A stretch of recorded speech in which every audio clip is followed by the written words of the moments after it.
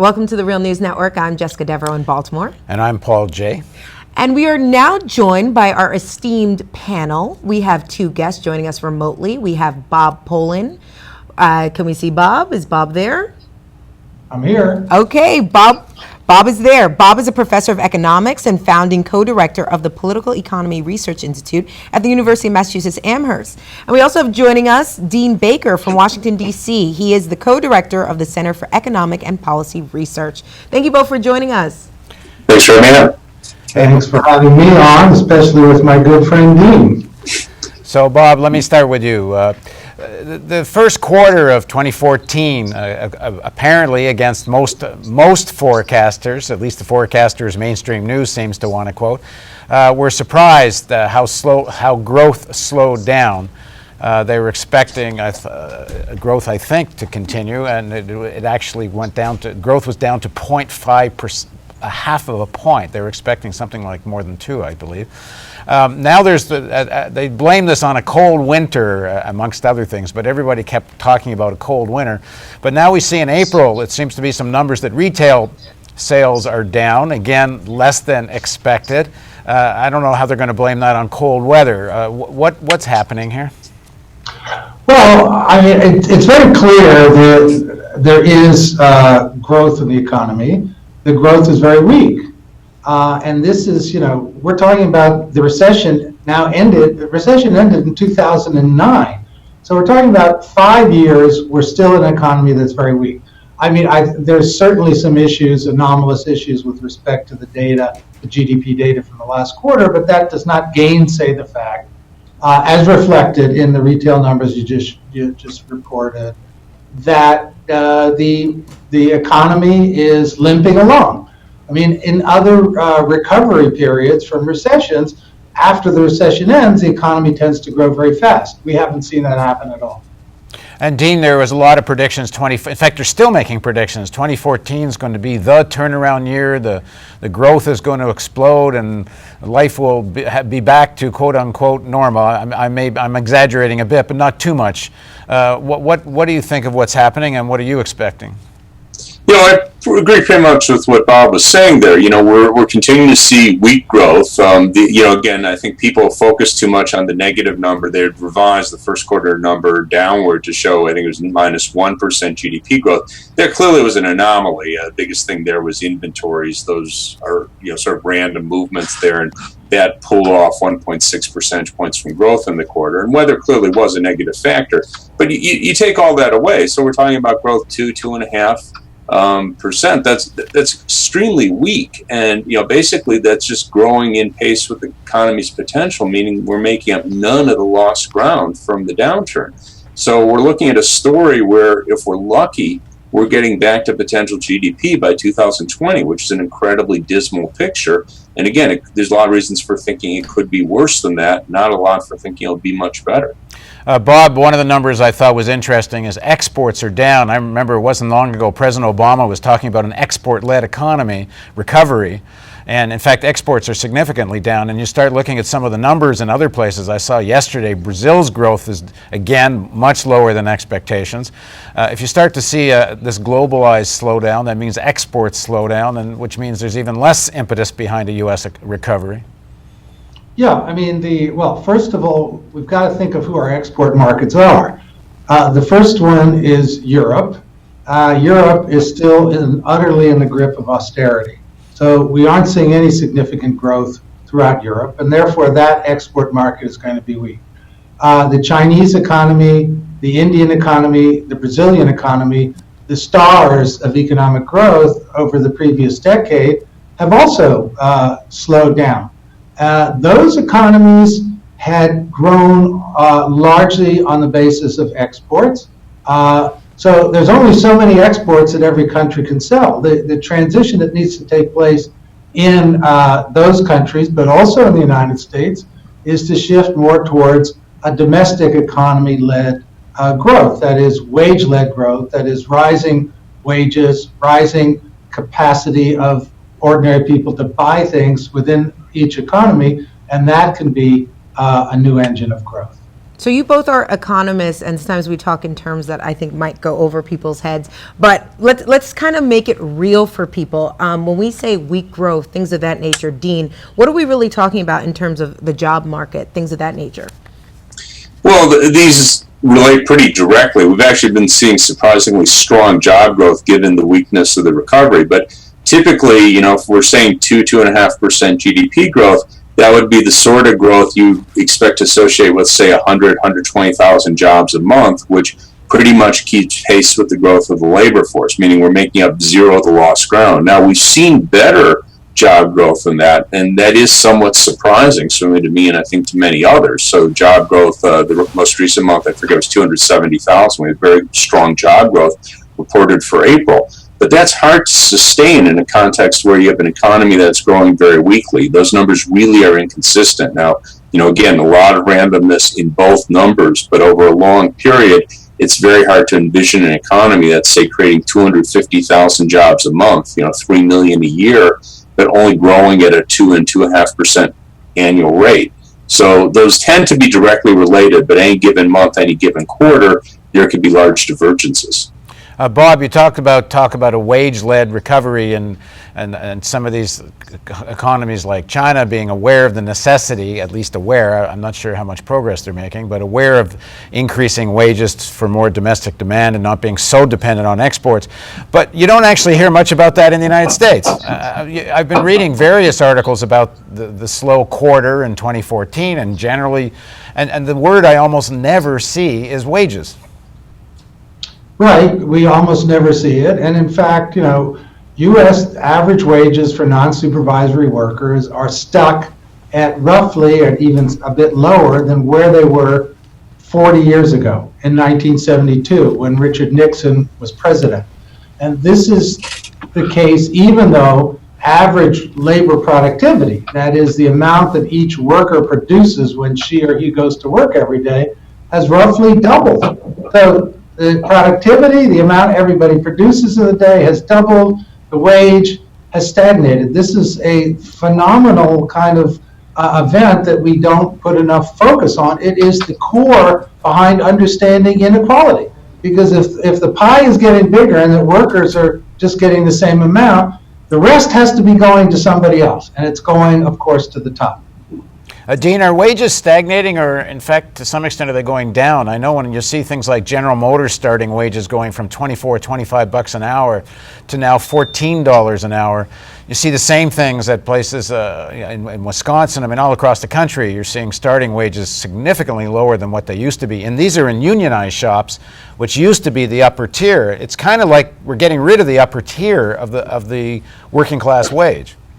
Yeah, well, Bob's referring to aggregate numbers. We're obviously a huge country, huge labor market. So if we say wages are stagnating at any point in time, there are workers that are seeing wage gains. But on the other hand, as you mentioned, there's a lot of cases where you have workers that are seeing wage cuts and oftentimes big wage cuts. And to a substantial extent, this has been a result of conscious policy. We've taken a number of steps to weaken unions. Michigan, for example, just recently made it so that workers can't sign contracts where everyone who's represented by the union has to pay for that representation. That's quite explicitly designed to weaken unions. Our trade policy has been designed for that purpose. We have a lot of deregulation. We used to have a lot of good-paying jobs in airlines and trucking, telecommunications. Many fewer of those jobs are there today because we deregulated the industry, which isn't to say deregulation was all bad, but clearly and quite explicitly, if you go back to the deregulation measures, one of the reasons for doing that was to push down wages in those industries, and it certainly has had that effect. Bob, but why do you think we're not seeing more pushback from workers? I know I talked to workers around who've even been working on our construction in the building, and we've been discussing the issue of minimum or higher minimum wage. And I've been saying it's actually a question of a living wage, like $15, not just this $10, which $10.10, which doesn't really get people out of poverty. But I get some pushback from, for example, a plumber that we talked to, who says, if they raise it to $15, they're just going to raise all the prices. So what's the point? Well, the $15 minimum wage, you can't. I don't think you can increase it in one step. I think we'd have to do it incrementally, given how low it is now. But a $15 minimum wage is actually, again, relative to long-term trends, is actually pretty low, because the peak of the minimum wage in today's dollars was in 1968. And in 1968, the minimum wage was, in today's dollars, around $11 an hour. That was 1968. Now, again, productivity has more than doubled. So if we just had the minimum wage increase increment by increment with productivity, today it would be about $26 an hour. So we can easily afford a $15 minimum wage. That would be part of the thing that would improve the overall market in the economy. Now, the minimum wage only applies to a relatively small share of the population. What you also need, as Dean referred to, you need unions being represented by workers being represented by unions. That's what's going to bargain up the wage for workers. And that's, of course, precisely why the right has been attacking unions so vociferously now for a generation, and unfortunately quite successfully. Bob, another argument from the right is essentially that when you mention productivity going up, they're saying productivity is going up, but not in those low-skilled jobs like fast food workers, for example. Is there any truth to that? I mean, can you speak to that a bit? Well, actually, the last time I was on and I debated the guy from Duquesne University on the minimum wage, he was saying productivity is soaring at McDonald's because they just give you a cup and then you go fill up your soda yourself instead of having a worker do it. So actually, I've heard both stories. That what I've heard is that, okay, if you raise the minimum wage, then the fast food restaurants are just going to automate, and that's going to raise productivity. So productivity has gone up. In any case, the overall labor productivity means the economy's pie is getting bigger. That means there's more to share. That means that workers deserve to increase their take-home pay as the economy's productivity goes up. And as for the point Paul raised on prices, yes, prices will go up. As workers' wages rise, prices will go up, but very modestly. And so a modest increase in prices, a modest increase in inflation, and inflation is actually a positive thing. It will help the economy to grow. It'll be an indicator that there is a push of improving working conditions and wages for workers. It'll also send a signal to businesses that they can invest more.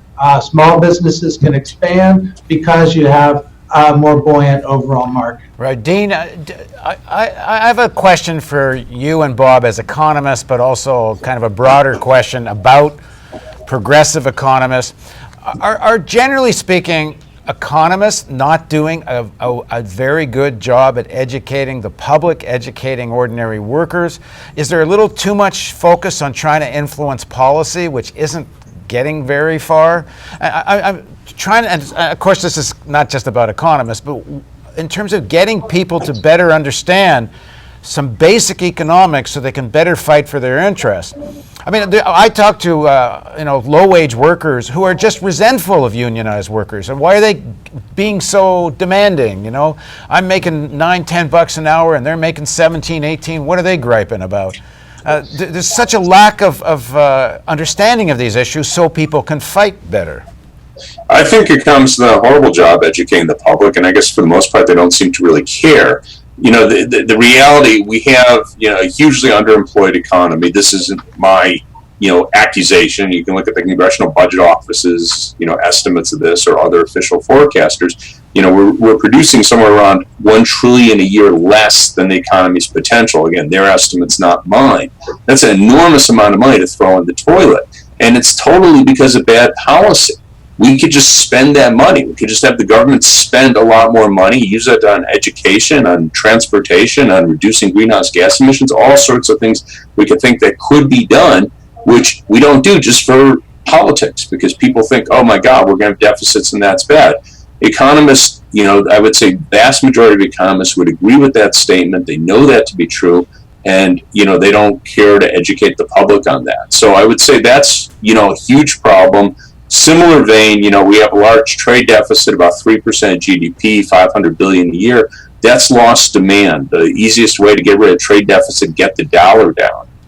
You won't hear economists talk about that, and So, yeah, I mean, I think economists do a horrible job educating the public, and, part of that is because they don't like to own up to the fact that this is all this disaster, the downturn that we experienced in 2007, 2008. But who's they? Who's they? Because the people who are running these policies, and the people that are financed, their campaign financing is Wall Street and various other major players in the elites. I mean, they're doing a very good job of de-educating the public. I mean, they got what they want. They got a public that's not resisting in mass numbers.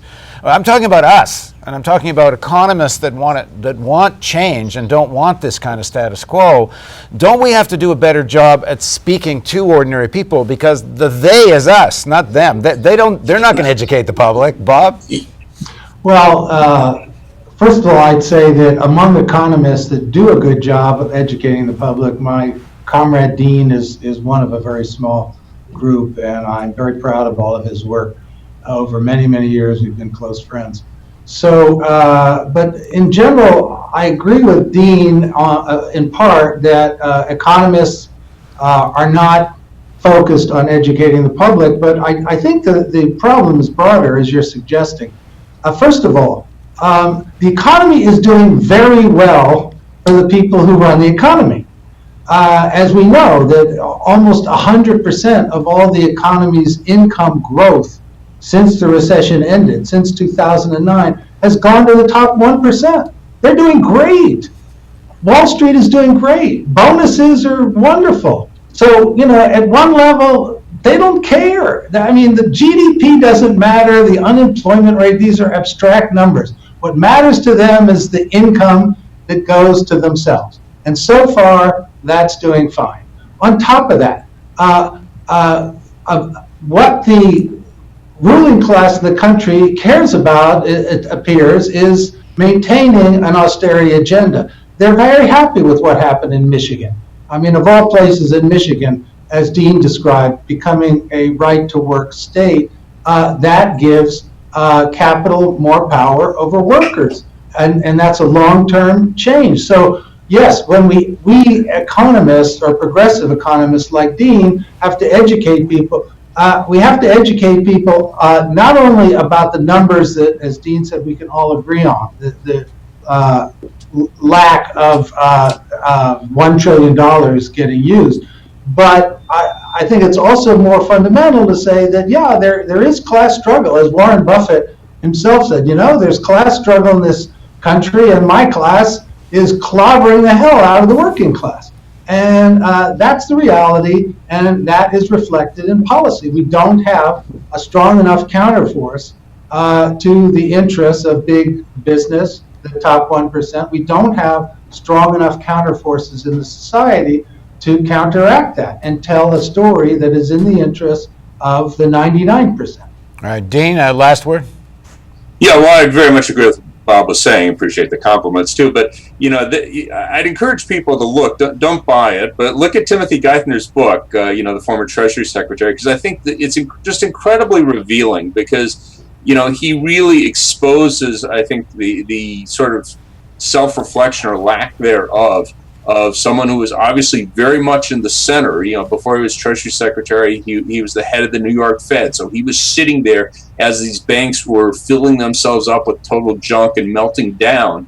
And he's very proud reading the book. He's very proud. Look at this. We kept Wall Street on its feet. He doesn't say in exactly those terms, but that's pretty much what he says. And to people like Bob and I who are going, hey, look, we still have millions of people who are unemployed, underemployed, people losing their homes. His attitude is, well, that's just really, you can't get everything.